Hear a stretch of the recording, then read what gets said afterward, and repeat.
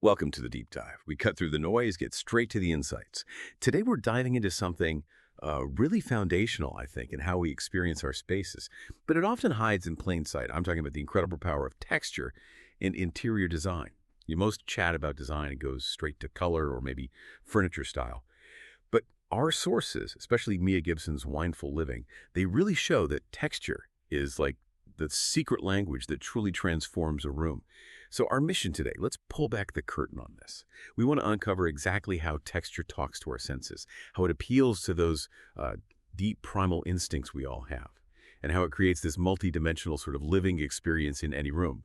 We'll show you how, really, regardless of budget, you can take a space from feeling flat, maybe a bit boring, to something fascinating. Okay, so this idea, texture is a secret language, it sounds almost, well, mystical, doesn't it? But Mia Gibson really hammers this home, how it can completely change the space without, saying a word. She mentions it appealing to our primal senses, creating that multidimensional feel. And she tells this great story about a friend's living room and a color refresh, but it still felt a bit meh, flat. But then, just by adding different contrasting textures, all within the same neutral colors, suddenly the room felt totally different, richer, more inviting. It really makes you think, how does something seemingly subtle do that? Yeah, it's because texture, it works on a level that's much deeper than just what looks nice, you know? Unlike color, which is mostly visual, texture engages multiple senses, touch, obviously, but also sight, and even sound, though we might not consciously clock that. And this multisensory thing, it creates a much deeper sort of emotional connection to where we are. It almost bypasses our rational brain. That's why it's such a potent tool in design. And it's absolutely true what you said about budget. Texture can often have more impact than dropping loads of cash on fancy furniture. You see it all the time in basic rentals, right? Plain white walls, but add a rough woven basket here, a really soft, nubby throw there, maybe some ceramic vases with interesting glazes. Suddenly the place comes alive. It's really about how the space feels to you. So what exactly is it doing then, beyond just looking good? Well, lots of things, actually. For starters, it completely dictates how light plays across surfaces. That adds incredible depth. Think about the subtle shadows on a textured wall versus just a flat, smooth one. Big difference. And acoustics, huge impact there. Soft textures, they absorb sound, right? Makes a room feel quieter, cozier. Hard surfaces, they reflect it. Creates more energy, sometimes even an echo. Right. Textural contrast also gives massive visual interest. Super important in those monochromatic spaces we see a lot. But maybe the most compelling part is how different textures trigger really distinct emotional, even physical responses in us. There's a quote from interior designer Amanda Hayes. She puts it perfectly. Texture speaks to us on a primal level. We don't just see it, we feel it with our whole bodies even before we consciously register it. Our brains are constantly subconsciously scanning and evaluating our environment through these cues. Wow, feeling it with our whole bodies before we consciously register it. That's quite a statement. It makes me think about those deeper associations, like why does natural stone feel so grounding? Or silks just scream luxury? Is that just learned stuff, or is it something deeper? It's fascinating, isn't it? It's probably a bit of both, but there's definitely a strong root in our evolutionary history and how our senses work. When you encounter something like rough stone or maybe exposed brick, there's this almost instant subconscious link to shelter, stability, authenticity. It feels grounding because it kind of speaks to our origins, you know? And then conversely, that smooth, luxurious feel of silk or velvet, well, across cultures, across time, that's been linked with rarity, with comfort, indulgence. Wow, okay. It signals ease, well-being. So these aren't just random preferences we pick up. They're pretty deeply ingrained associations. They affect our mood, how we function in a space, way before we consciously think, oh, I like this velvet. Okay, so if texture is this secret language, how do we actually speak it effectively in design? It seems like from what you're saying, a lot of the magic comes from playing soft things against hard things, Yeah. like creating a kind of visual tension, a conversation between comfort and structure. How does that work? You've absolutely nailed it. That juxtaposition, that contrast is fundamental. It stops a room feeling, well, one note. The material we looked at gives a really good example. Picture a sleek, modern leather sofa. On its own, maybe it feels a little stark, a bit cold. Oh, possibly. But now imagine draping a really chunky knit throw over the arm, adding some soft linen pillows. Suddenly, you've got balance. The hard, structured leather is softened by those tactile, inviting fabrics. It stops the room feeling too sterile, or, on the other hand, too soft and sort of shapeless. Right. Gives a definition. Exactly. Think about it like this. Hard textures, things like metal, glass, polished stone, they give structure, a crisp feeling. They reflect light beautifully, often make spaces feel bigger. Soft textures, wool, cotton, velvet, even certain woods, they bring warmth, absorb sound, and just basically invite you to touch them. Mm-hmm.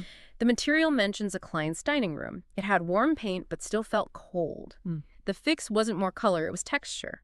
They added a textured jute rug under the glass table, put fabric cushions on the chairs, and used a natural wood centerpiece. Boom, instant warmth. It counterbalanced all those hard surfaces without wrecking the client's clean aesthetic. That's so smart. It shows you don't need a massive overhaul sometimes. And I really like that idea you mentioned, mixing natural materials like wood and stone with manufactured ones like metal and glass. Seems like that's the key to getting spaces that feel both, grounded and sophisticated. Okay, let's dig into layering then. How do we actually build that depth? Because it's not just about piling stuff up, is it? So it sounds like layering textures is more strategic, like creating psychological depth, keeping our senses busy, inviting exploration, instead of just letting our eyes glaze over a flat space. Precisely. It's like sending out an invitation, creating a visual and a tactile journey for the senses. There's a personal example in the source about redesigning a bedroom. Even with a good color scheme, something just felt missing. Unfinished, the breakthrough. Introducing multiple textural layers, a soft quilted duvet, crisp linen sheets, a really cozy chunky knit throw, and tactile woven blinds for the windows. Suddenly, the room had this dimension it totally lacked before. It felt rich, inviting, not just, decorated. So how do you approach that layering systematically? Well, a good way to start is usually with the big pieces, the foundational textures. Think rugs, sofas, maybe curtains, get those right first. Then you add the smaller elements on top. And it's really crucial to mix natural textures with manufactured ones. Get that dynamic balance we talked about. Always think about the contrast between surfaces that are right next to each other. And vary the scale. Don't have everything be fine and delicate or everything chunky. Mix it up. Fine weaves, chunky knits, smooth surfaces, rough ones. Okay. This whole approach is especially vital for those all-white or neutral rooms. Without varied textures, they can end up feeling really clinical, almost boring. The source describes an all-cream living room that went from flat to fascinating just by bringing in a cozy boucle chair, a grounding sessile rug, and some hammered metal accents here and there. It's all about bringing those potentially bland, monochromatic palettes to life. Ah, that explains so much. How those minimalist, often white spaces can still feel so incredibly warm and rich. And the source also mentioned something about heavy textures, like velvet or thick wool.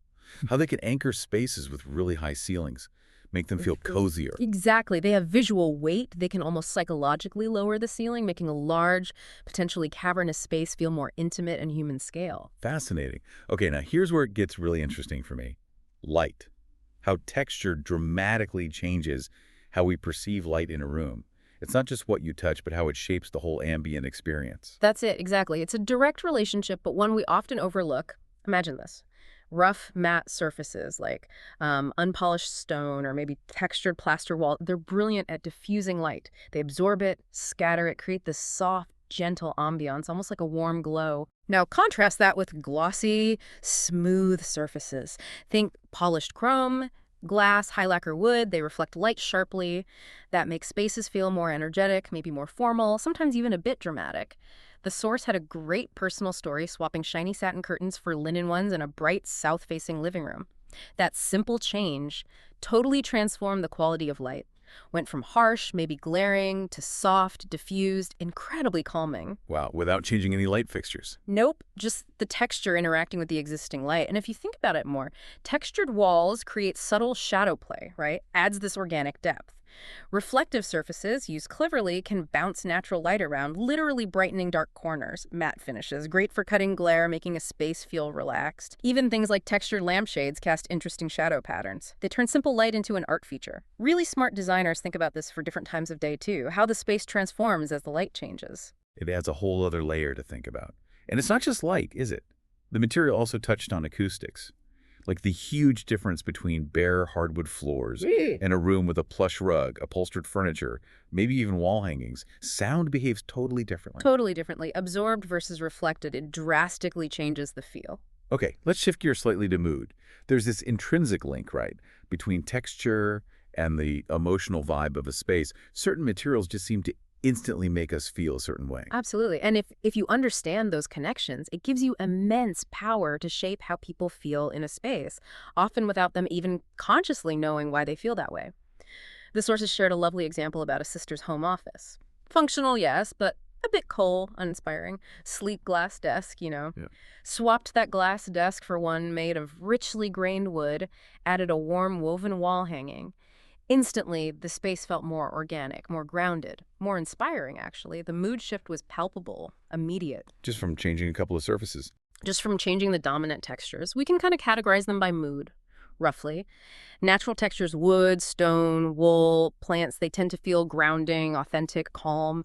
Luxurious ones, velvet, silk, maybe faux fur, they suggest indulgence, sophistication, comfort. Right. Then you have industrial textures, concrete, metal, raw, glass. They project modernity, efficiency, maybe an urban edge. And finally, handcrafted textures, think of pottery, artisanal weaving, hand-carved wood. They add character, warmth, that human touch. There's even research suggesting different textures can subtly affect our productivity, our creativity, even our stress levels. It connects really nicely to principles like feng shui, where choosing materials carefully helps create a harmonious, supportive environment. That's actually a bit mind-blowing. That texture isn't just decoration, but it has this deep psychological impact. It really reframes what design even means. And those specific examples are great textured wallpaper for trauma, soft upholstery for pure comfort. That grass cloth wallpaper making a bedroom feel like a cocoon. Sounds amazing. Okay, this next point feels super relevant today with so many open plan homes. How does texture help create distinct zones, like rooms within rooms when you don't have actual Oh, walls? that's incredibly effective because texture signals these transitions in a really natural, intuitive way. People just get it. The material describes a great studio apartment redesign, no new walls went up. Instead, up a plush area rug clearly marked the living zone. Sleek pendant lights defined the dining spot, and a really dramatic textured headboard wall created a cozy bedroom nook. And visitors apparently always commented on how spacious and well-defined it felt, even though it was tiny. Introduce. So the texture does the dividing. Exactly. Think about even subtle shifts, like floor texture. Maybe cool tile in the kitchen area flows into warm wood in the living space. Your brain registers that change subconsciously. It signals a shift in function. No barrier needed. Or using different upholstery, maybe a different wall treatment in just one corner to create a reading nook. Design psychologist Sarah Cornell puts it really well. She says, texture is the most effective way to create psychological boundaries in open spaces. Our brains register these changes subconsciously, helping us understand how to use each area. It's like drawing invisible lines with tactile cues. That's a powerful idea. Our brain's using texture as a kind of navigation system for a room, and it totally makes sense that things like textured screens or maybe macrame hangings could work as semi-transparent dividers, or even just creating strong textural focal points to naturally draw the eye and define an area. Let's move to maybe the most direct impact, physical touch. The source points out our instinctive tactile interactions, running a hand along a surface, sinking into a sofa shape or impression more powerfully than almost anything else. It's primal. Oh, this is the absolute honest truth of texture, isn't it? It's where it gets really real. Yeah. You walk into a beautifully designed place. You might not consciously think, ooh, great texture on that rug, but you will instinctively reach out and touch an interesting wall finish. Or sigh with contentment when you sink into a really soft sofa. Yeah, definitely. Those tactile moments create the real sensory story of your home, and they stick with you. So it's crucial to think about those high-touch surfaces, door handles, tabletops, chair arms. What do they feel like? And include contrasting experiences. Smooth next to rough, cool next to warm. And don't forget, temperature perception. Metal feels colder than wood, right? Even if they're the same actual temperature, that affects comfort. Ultimately, it's about aiming for a touch-friendly environment, one that actually invites interaction. Think about those old-fashioned formal living rooms, full of delicate things, stiff furniture. They kind of discouraged touch, created distance. But like a museum. Exactly. But spaces that welcome touch with cozy blankets, inviting upholstery, interesting natural materials they foster, connection, relaxation, real comfort. That makes total sense. Nothing worse than feeling like you can't actually live in a room. And that brings us to something really interesting the source highlighted about texture. It's timelessness. Yes. It's one of its biggest strengths, I think. While color trends, they come and go pretty fast. Oh yeah, avocado green kitchens? Exactly. Makes certain things feel dated quickly. But texture, good texture, remains remarkably timeless, which makes investing in quality textural elements a really smart move for design longevity. The source gives this lovely example of a grandmother's home. Some colors might scream 1970s, maybe, but the core quality textural pieces, a beautiful handwoven rug, a comfy leather reading chair, a solid carved wood coffee table, they still feel relevant, impactful decades later. Good texture just kind of transcends fashion. It's a really good point. And this focus on quality, natural materials with that inherent textural interest, it also really supports sustainability, longevity. When you invest in things like good linen curtains or wool rugs, solid wood furniture, they can stay in your home, be cherished for years and years. Even as paint colors or accent pieces change around them, you're building a foundation that lasts. Okay, so wrapping this all up, for someone listening wanting to use these ideas in their own home, it sounds like the goal isn't just piling on texture everywhere. It's more about meaningful texture, texture that actually serves your lifestyle, your taste. Exactly that. Mia Gibson's work in our sources points to a kind of textural sweet spot. She found that the most successful, harmonious rooms, they typically use about 3 to 5 dominant textures working together nicely, fewer than that, and a space can feel flat, a bit dull, more. It can easily get chaotic, maybe overwhelming. It's about finding that balance that feels right to you. Some practical tips. Yeah, okay. For you, the listener, thinking about your own space, maybe start small. Pick one room. Focus first on balancing those hard and soft textures. Before you even think about adding lots of layers, and this is critical, touch everything before you buy it. Feel the fabric, the finish, the weight.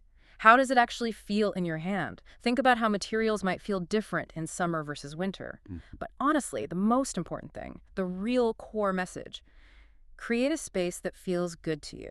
Because ultimately, texture is about crafting a sensory experience, one that genuinely supports how you want to live and feel in your own home. That's a really beautiful thought to end on. As you think about your own space, hmm how might focusing on the sensory feel of it, not just the look, transform things? Not just your home, maybe, but your daily experience in it. Could it invite a deeper connection to your surroundings, maybe even to yourself? And just as you go about your day from now on, start paying attention. Notice those subtle ways texture influences you everywhere. The rough brick wall you walk past, the smooth, cool tabletop at the cafe, the soft cushion on your chair tonight, you'll find it's a journey, a really fascinating ongoing discovery.